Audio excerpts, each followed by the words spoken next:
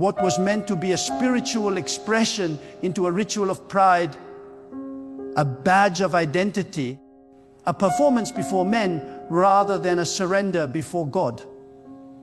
When God looks at you, He is not asking, "What sound does your tongue make?"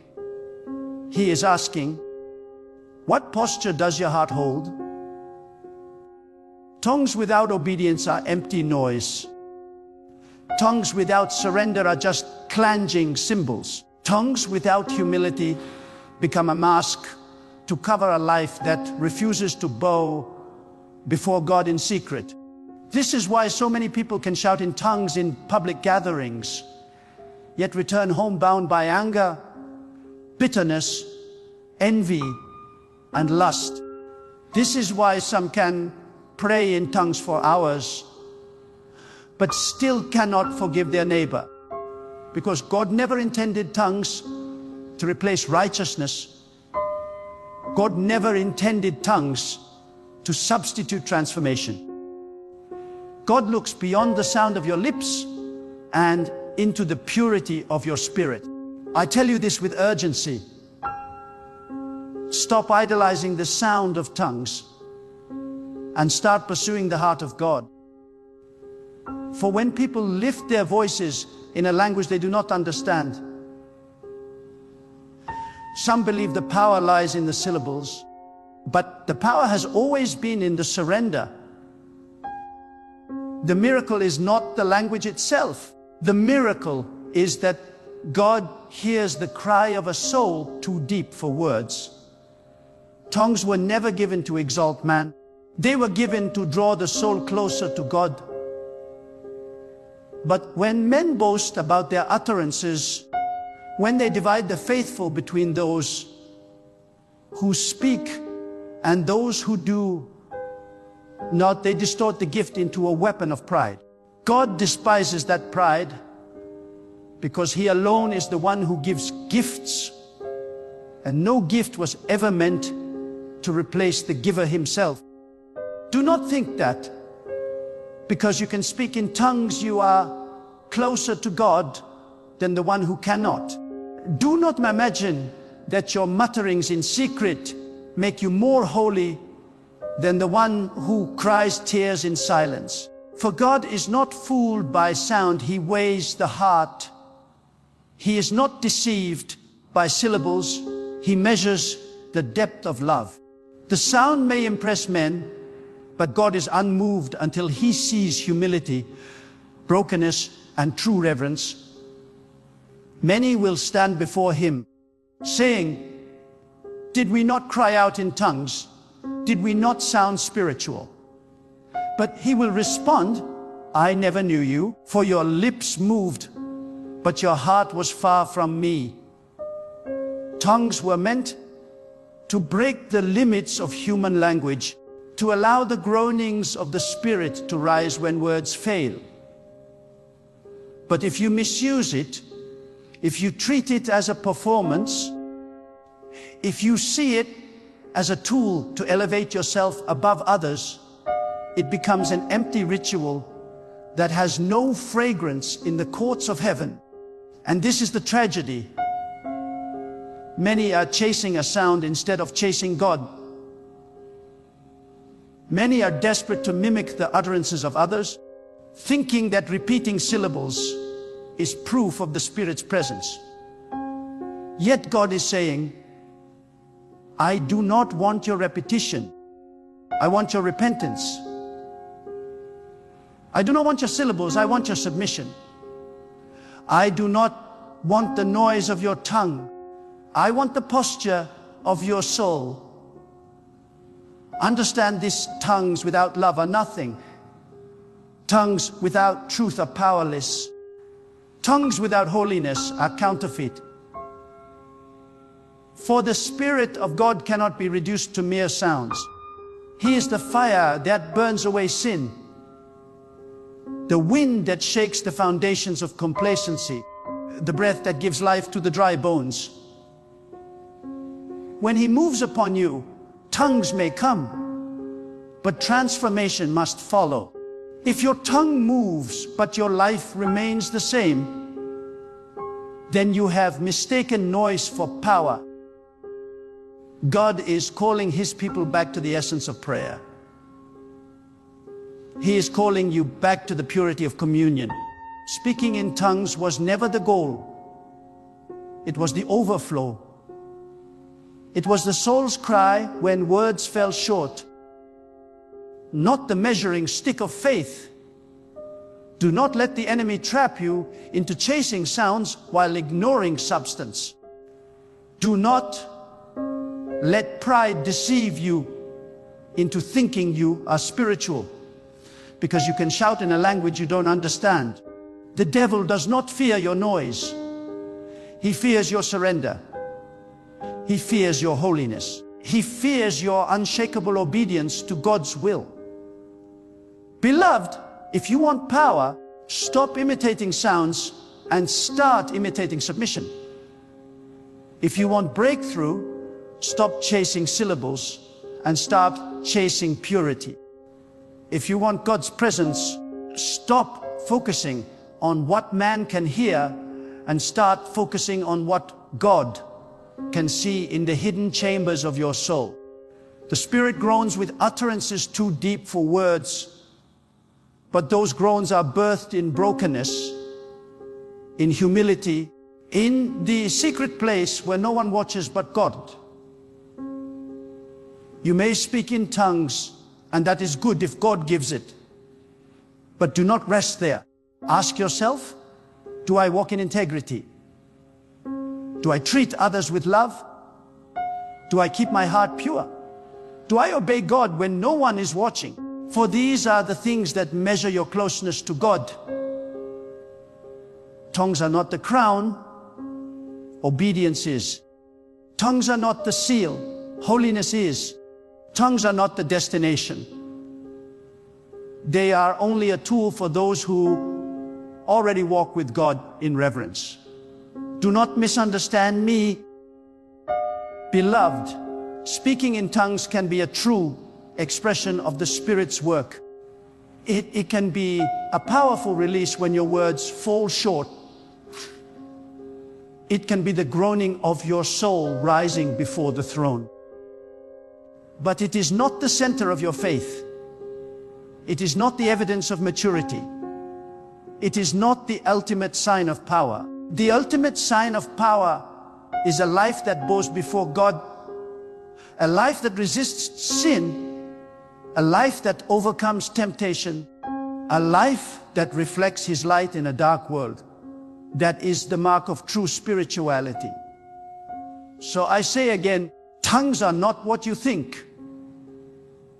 They are not a performance. They are not a status. They are not a guarantee of closeness.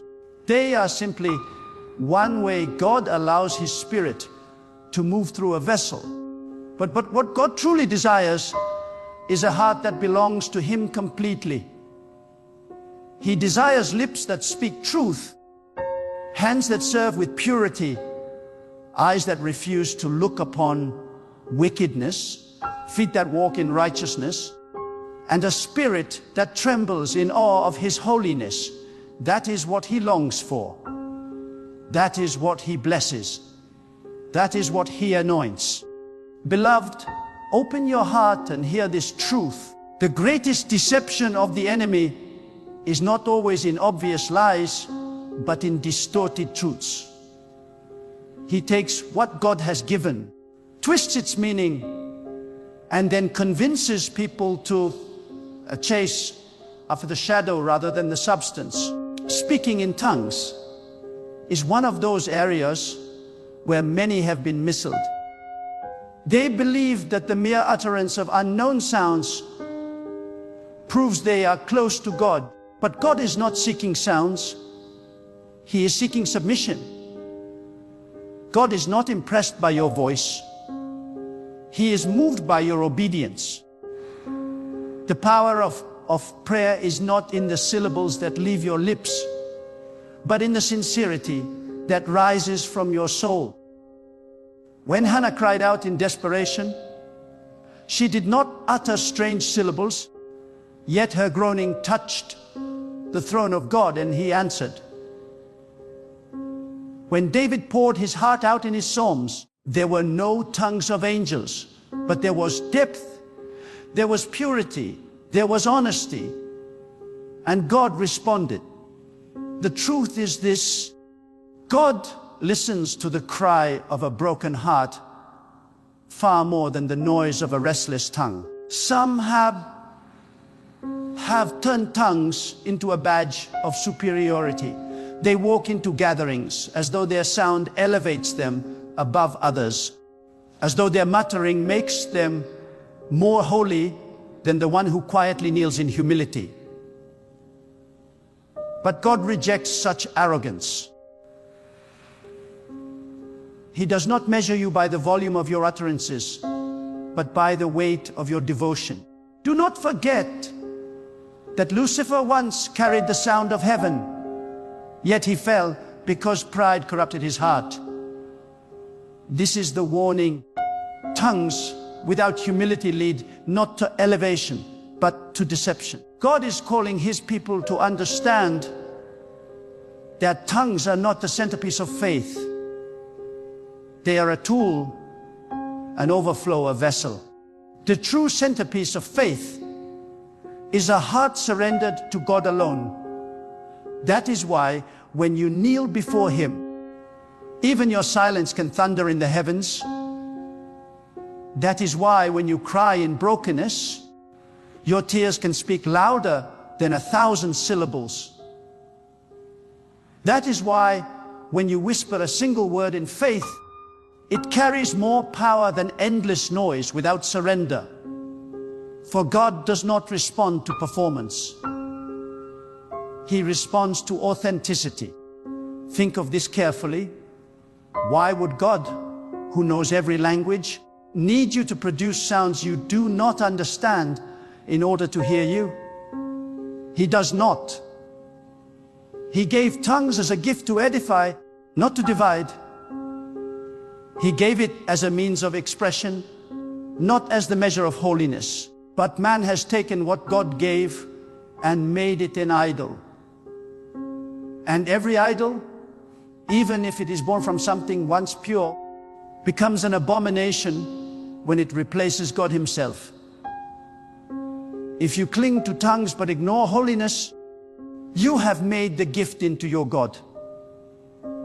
If you pursue the sound but neglect obedience, you have replaced God's will with your own desire. The truth is this: tongues will fade, languages will cease, but the presence of God remains eternal. And what will you carry into eternity? Not the sound of your syllables, but the fruit of your obedience. Not the rhythm of your utterances, but the purity of your heart. Not the performance of your tongue, but the depth of your surrender. These are the things that endure. These are the things God esteems. These are the things that prove you belong to him. Let us not be a people who impress one another, but fail to move God. Let us not be a generation that makes noise, but lacks power. Let us not chase after gifts while ignoring the giver. Instead, let us return to the altar of truth, where our prayers are not judged by sound, but by sincerity. Let us become a people who tremble before God, who weep in his presence, who long not to be seen by men, but to be heard by him. For that is where true power is born, not in the echo of tongues, but in the fire of a surrendered soul. And I tell you this with boldness: God is exposing false spirituality in this hour. He is stripping away the masks of performance. He is tearing down the altars of pride. He is shaking his people awake to see that spirituality is not about how loud you pray, how eloquently you speak, or how often you display outward signs. Spirituality is about how deeply you belong to God, how much you walk in his ways, how faithfully you obey his commands, and how willingly you humble yourself before His majesty. Tongues can edify the spirit, yes, but they cannot cleanse the heart. Only surrender to God can do that. Tongues can lift your soul when words fail, yes, but they cannot replace a life of holiness. Only obedience to God can accomplish that. Tongues can express mysteries beyond human comprehension, yes, but they cannot carry you into eternal life. Only faithfulness to God will lead you there. Do you see, beloved, how easily people are distracted by the gift and forget the giver? This is why God says, speaking in tongues, is not what you think. Beloved, you must grasp this with all the strength of your spirit. The true sign that God is working in you is not in the sound that comes out of your mouth, but in the fruit that comes out of your life. What good is it if you can utter 1,000 words in tongues, but cannot control your temper?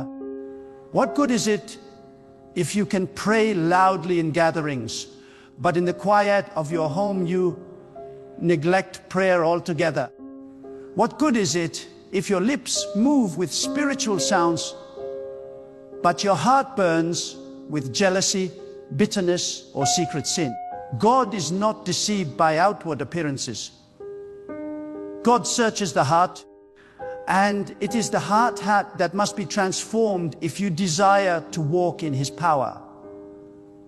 Understand this deeply. When God pours out His Spirit, the evidence is not merely in the sounds of tongues, but in the transformation of character. A person truly filled with the Spirit of God will begin to love more deeply, forgive more freely, live more humbly, and walk more faithfully. The Spirit of God produces holiness, purity, and wisdom. Tongues may come as a sign, but the real proof is the life you live. If your life has not changed, if your desires are still entangled with the world, if your heart is still hardened against the will of God, then your tongues are nothing more than noise in the wind. We must stop chasing the appearance of spirituality and begin chasing the reality of God's presence. For too long, people have been satisfied with sounding holy rather than being holy. Too many have been content to impress men with noise instead of trembling before God with reverence. But God is shaking His people. He is calling them out of empty performances into genuine encounters.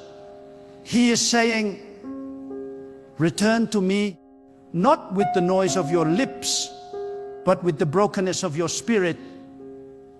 Return to me, not with the imitation of sounds, but with the purity of obedience. And here is the danger, beloved. When people equate tongues with spirituality, they open the door for deception. There are many voices in the unseen realm, and not every voice is from God. The enemy can counterfeit sounds. He can mimic the patterns of tongues. He can give an appearance of spirituality that deceives the undiscerning. That is why some who claim to be spiritual still live in bondage. That is why some who shout in tongues are still tormented by darkness. Because not every sound is sanctified, not every utterance is holy, not every tongue comes from God. If the life does not bear fruit, if the heart does not bow in obedience, then what you hear may not be the Spirit of God at all, but a counterfeit designed to lead astray.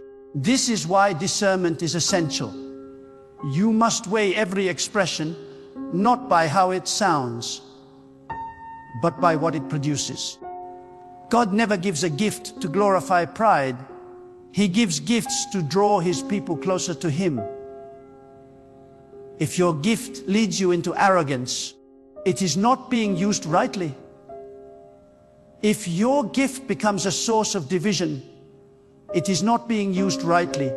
If your gift distracts you from holiness, then it has become a stumbling block rather than a blessing. Beloved, return to the simplicity of prayer. Prayer was never meant to be a performance, but a posture. It was never about proving something to others, but about communing with God in truth. When you pray, whether in words you understand or in groanings too deep to articulate, what matters most is that your heart is aligned with God. What matters is that you bow before Him in sincerity. What matters is that your life reflects the surrender of your soul. This is what moves heaven. This is what shakes the earth. This is what causes the enemy to tremble. Not the sound of your voice, but the authority of a life fully yielded to God. So I tell you again, with urgency, speaking in tongues is not what you think. Do not idolize it. Do not misuse it. Do not allow it to distract you from what God truly desires. Instead, pursue God Himself. Seek His face more than His gifts. Desire His holiness more than His manifestations. Long for His presence more than the applause of men. For when you walk with God in humility, when you live in obedience, when you surrender every part of yourself to Him, then whether you speak in tongues or not, your life will thunder with the power of heaven. And hear me with clarity. The greatest prayer you will ever pray is not the one that impresses others, but the one that moves you to tears before God.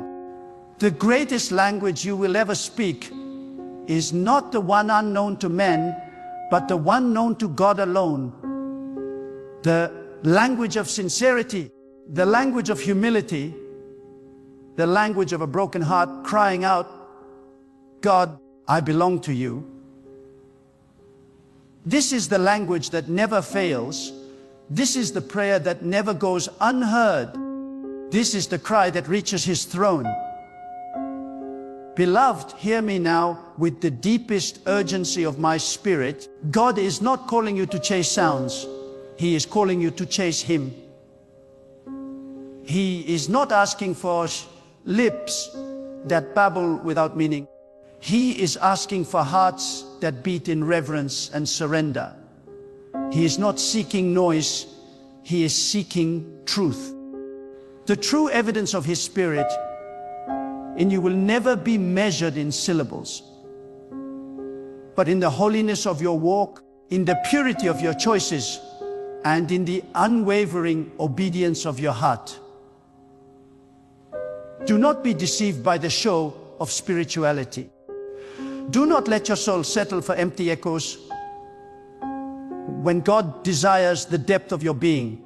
It is better to whisper one word of genuine prayer in the stillness of the night than to fill the air with endless noise that carries no weight in heaven. God hears sincerity. He responds to brokenness. He moves upon humility. That is what He longs for from you, not just your tongue, but your life. And so I challenge you today, examine your heart. Ask yourself, am I living for sound, or am I living for God? Am I more concerned with appearing spiritual, or with truly being transformed by His power?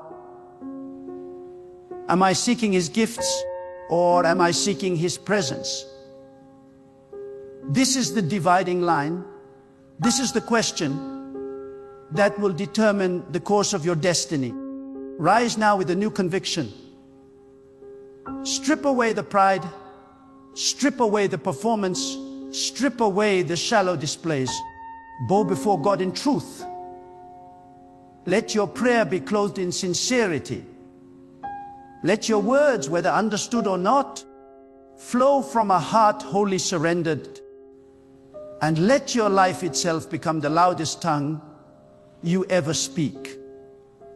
A life that testifies of God's holiness, a life that reflects His light, a life that cannot be mistaken for anything less than a vessel fully belonging to Him. Go forth with this fire in your spirit. Do not live to sound spiritual. Live to be consumed by God's presence. Do not chase the echo of tongues. Chase the transforming power of His holiness. And let your every breath declare with boldness, I am not marked by noise, I'm marked by surrender. I am not chasing gifts, I am chasing God. I am not defined by what leaves my lips, but by the obedience of my life. This is your calling. This is your challenge. This is your destiny. Stand in it with courage and let the world know by the power of your life that you belong to God alone. The devil may stand on the other side, but he is powerless to cross over into the territory that God has claimed as His own. What is this bloodline? It is the mark of divine ownership. It is the invisible wall of separation between what belongs to God and what belongs to destruction. It is the spiritual barrier that says, this is mine.